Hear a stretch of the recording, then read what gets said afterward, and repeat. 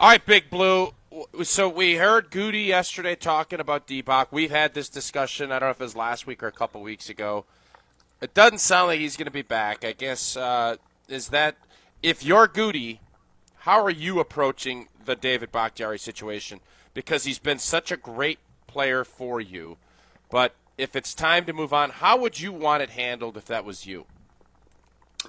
Well, I think yeah. I mean, I listened to a little bit of it, and it doesn't sound like they're bringing Dave back, right? Like it's, and I'm not going to say that I'm completely shocked because of the injury history and kind of how he hasn't been able to be on the field, and he makes a lot of money and all that. I mean, I think if it was me, um, I would just like a call from Goody, right? Like, hey, man, we appreciate everything, but kind of the situation, your cap number, you're in, like, how you're recovering at this point. We don't really know, and we don't know how the surgery is going to turn out. And just a simple phone call. And however Goody handles that, he handles that. I mean, uh, I know from personal experience that's not really the way Goody operates. It's not something that he's completely. Um, it's not something Goody's really comfortable doing, as you can tell from Rasul Douglas, as you can tell kind of from other guys that have been let go. It's not something that he's done. He didn't call me like right when free agency opened, right before they signed Ricky Wagner. So it's not really his MO. But I think in this situation, um, Dave isn't, a street free agent that has been there for a year. He's played a lot of football. Um, a really highly regarded guy, not just on the field, but in the locker room. I would imagine that Goody will probably do it. I don't know it for a fact, but I'd imagine he will. I guess my question would be if they do release Dave and they save all the money on the cap space, um, will they potentially circle back after the draft or in OTAs to see if they can work out a short term, team friendly deal that gives Dave the chance to earn more money and prove that he's healthy? I think if you're looking at Dave and a lot of I'm sure once he gets released, a lot of the things we'll be saying to the Jets with Aaron and things like that, which if I'm Dave and I'm looking at my knee and say the recovery's going great, right? Say he is doing really well and this thing's turning around. Again, I haven't talked to Dave about it. I probably should, but I haven't. But you want to go to a place, especially, and I was the same way, playing style once I, hurt my knees and I was coming back. You want to play on grass.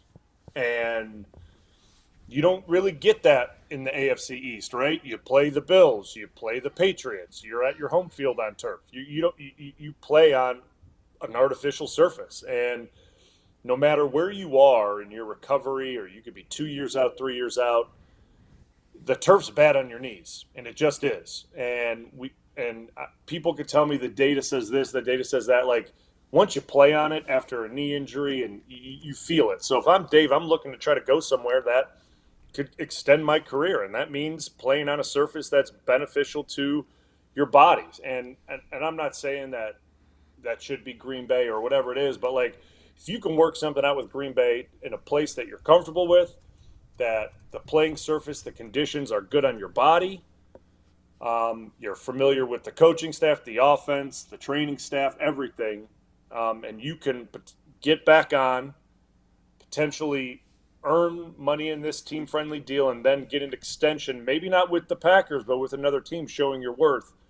I would certainly consider it. How is that going to be the way it plays out?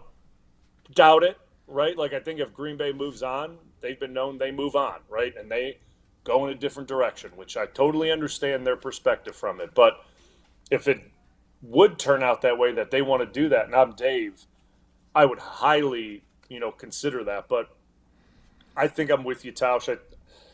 They're probably it's going to happen, and it's just not. It's a matter of when, not if.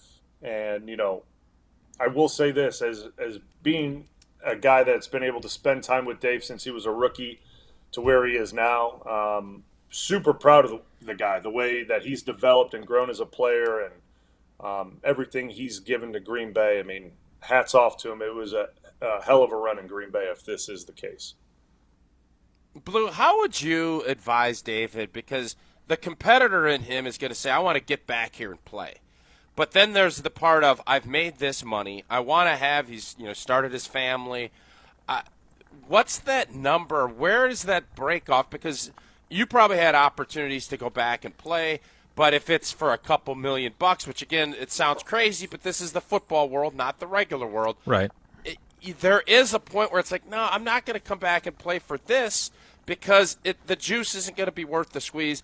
But then there's also the I don't want to be out of the league if I still have opportunities to go and play and maybe make up some of that money if I'm able to stay healthy. How do you think Dave or anyone in that position would go into that thought process of I want to play, but it has to make sense financially? Yeah, I mean, it was certainly something that I experienced after the Chargers released me. They released me, and I probably a day later, my agent was telling me, "Hey, we've gotten multiple phone calls. They're inquiring. Do you think you want to go do it? How do you feel?" Because he's like, we've told all the teams that you're recovering from a shoulder injury. You're not sure the timeline on it yet, but the opportunity's there if you want it. And the thing that I always, and yeah, like you said, a couple $1,000,000 is a lot of money if you look at it from the outside. But this, like you said, this is the football world, and the way I look at it, especially from someone who went through it, I understand what it takes and what you go through as an NFL offensive lineman and a starter in the league. And there's a lot that goes into it. And especially if you're a high performer, a high level guy, like Dave is. I'm not saying I'm on Dave's level, but I looked at it as I understand what this is.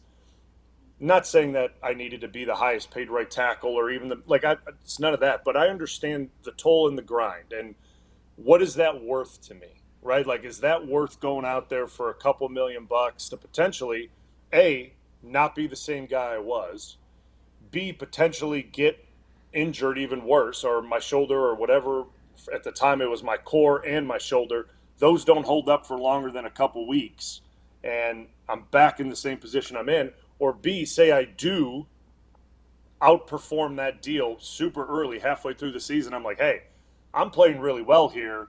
I feel great. My performance is well, and the team doesn't want to renegotiate and extend that contract. So now I'm left on this same deal that I agreed to, right? I agreed to the contract. Everyone signs the contract, but you feel like you've outperformed that, and the team doesn't. They don't care. They're like, hey, you're going to continue to play at this high level for us on this salary that you agreed to, and we don't really care. And then as a player, you start questioning, why did I do this? Like, I'm back. I'm giving everything to this team. I'm playing at a really high level, and I'm on this contract, and this isn't worth it. And then you start to that doubt, not doubting your ability, but doubt of what am I doing here? And if you're not all in, right? Especially you get to week 7, 8, 9, and you're not all in, man, it's going to be a hard rest of the way, especially if you're on a good team that's making a push. So I looked at it from a lot of different ways, and that was obviously one of them. Was the juice worth the squeeze? And I couldn't. And obviously, with the injuries I had, my shoulder still feels like death. It wasn't going to be worth it, right? And for Dave, that would be the question that I would ask him if he ever called me and wanted to understand. Is it worth it, Dave? You started this family. You've made a lot of money. You've made a ton of money. Is it worth going back for a couple $1,000,000 to try to prove yourself? Unless you want to play for another 3-4 years, right? Like, if your goal in your mind is I can play another 4 years, then yes, I guess it is worth it to go out on a 1-year prove it, potentially risking injury and re-injuring that knee that you just had surgically fixed in this new procedure or whatever it is that he had done. And then you don't know how you're going to recover from that just living everyday life, right? So there's a lot to think about to make that decision that you want to come back and play. And I don't know where his head's at with it, but it was something that I went through, and obviously I didn't have this surgery that Dave had that's very unique, and you don't really know the percentages of being able to come back and play and then play at a high level and how long it's going to hold up. But I knew for a fact that if I got back into it, there was a chance that I wouldn't be myself, and I would disappoint, and then when you disappoint yourself, and that's a mental thing that is hard to overcome when you're in the middle of a season. And I don't know which way he's going to go. I don't know which way he's going to go. He hasn't really, Dave's normally a pretty outspoken guy, even on social media, and he hasn't really given any hints to what he wants to do going forward. And I haven't talked to him about it. So it'll be interesting to see and when the Packers do make that move, what his next step is and what he's looking to do. This is a crazy number. You're 34 years old. Your last season was the 2021 season, so you've been out for 2 years. David Bakhtiari turns 33 in September. I know you're the youngest guy to start a Super Bowl, but he's not that much younger than you, about a year and a half. And Yep. The idea of trying to play 4 more years with everything he's been through, and with the likelihood that he's not going to like some of the numbers that are going to be thrown at him, unless one team is willing to take a big-time financial risk on him, I'm really eager to see this, because I hope that he hasn't played his last football. Because from a perspective of someone who likes him and enjoys watching him play, I would like to see him be able to go out on a better note than what he's been through since New Year's Eve 2020 when he tore that ACL in practice. Yeah, I mean, you look at the career, right? Like, you look at the career and what he's done, and heck, you look at Week 1 against Chicago and how he looked, right? You would have thought nothing happened to the guy. Watching him Week 1 against Chicago, how he was moving, how he was playing, the power in the run game, like, you would have thought, man, this guy has no issues. And that's the part for me that when I think, could the Packers bring him back if the knee checks out and he feels good and he's healthy? If you could get that type of performance from Dave Bakhtiari on a team-friendly deal that he has to earn, the money. Incentivized. Incentivized. Right. And you can get that level of play on a deal that's not going to be anywhere near what he's making now. I get that, even with the incentives. But a chance for him to make money and get, his career back to where he wants it, it's a heck of a deal, right? Like, it really is. But it's got to be worth it to both sides. And if it's worth it to Green Bay, is it worth it to Dave? And that's with really any team. That'll be a tough balancing act to try to pull. Yeah, exactly. Very tough. Exactly. Balancing act.